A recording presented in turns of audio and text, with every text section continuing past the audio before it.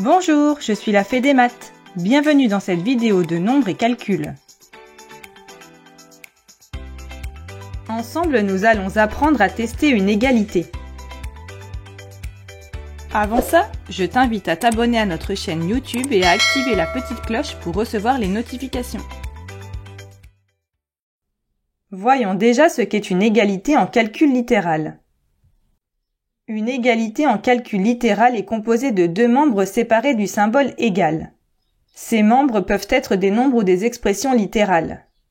Par exemple, 2x moins 7 égale 15 est une égalité dont le premier membre est l'expression 2x moins 7 et le deuxième membre le nombre 15. Autre exemple, 3 facteur de x plus 2 égale 8 moins x est une égalité dont le premier membre est l'expression 3 facteur de x plus 2 et le deuxième membre est l'expression 8 moins x. Voyons à présent la méthode qui permet de tester une égalité.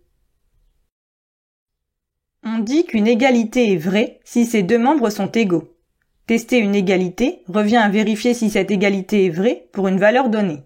Une égalité peut être vraie pour une ou plusieurs valeurs, et pas pour d'autres. Mais concrètement, comment procède-t-on? Premièrement, on calcule si besoin le premier membre, en remplaçant l'inconnu par la valeur donnée. Deuxièmement, on calcule si besoin, et séparément, le deuxième membre en remplaçant l'inconnu. Et enfin, on compare les deux résultats. Si les deux résultats sont égaux, on conclut que l'égalité est vraie, on dit aussi que l'égalité est vérifiée. Si les résultats sont différents, l'égalité est fausse, c'est-à-dire l'égalité n'est pas vérifiée. Reprenons l'exemple de l'égalité 2x moins 7 est égal à 15. Est-elle vraie pour x est égal à 4? Premièrement, on calcule le premier membre en remplaçant x par la valeur de 4. Tu te souviens qu'en calcul littéral, certains symboles de multiplication ont été enlevés. Il faut bien penser à les réécrire. Cela donne donc 2 fois 4 moins 7. On applique les priorités, ici la multiplication.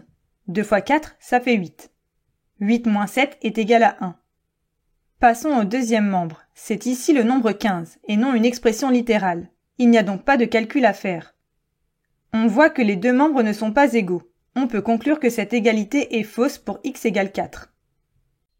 Et cette même égalité, 2x moins 7 est égal à 15, est-elle vraie pour x égale 11? On commence par calculer le premier membre en remplaçant cette fois-ci x par 11. Cela donne 2 fois 11 moins 7, c'est-à-dire 22 moins 7, donc 15.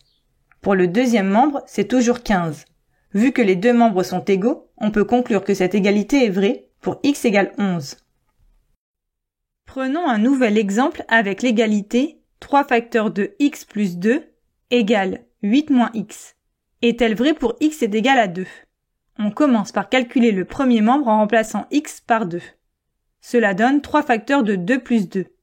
En calcul numérique, on utilisera la priorité aux parenthèses plutôt que de la distributivité. 2 plus 2 égale 4. On obtient donc 3 fois 4. C'est égal à 12. Pour le deuxième membre, on remplace à nouveau x par 2. On a 8 moins 2 égale 6. Vu que les deux membres ne sont pas égaux, on peut conclure que cette égalité est fausse pour x est égal à 2. Et si x égale 0,5? On calcule le premier membre en remplaçant x par 0,5. Cela donne 3 facteurs de 0,5 plus 2, c'est-à-dire 3 fois 2,5. Ça fait 7,5. Pour le deuxième membre, on remplace à nouveau x par 0,5. On a 8 moins 0,5, ce qui fait 7,5. Vu que les deux membres sont égaux, on peut conclure que cette égalité est vraie pour x égale 0,5.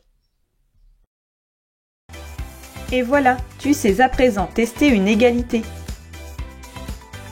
Pour t'entraîner davantage ou approfondir la notion, rendez-vous sur le site passeeducation.fr. Tu y trouveras des fiches d'exercices, des évaluations, la leçon et bien plus encore. À bientôt!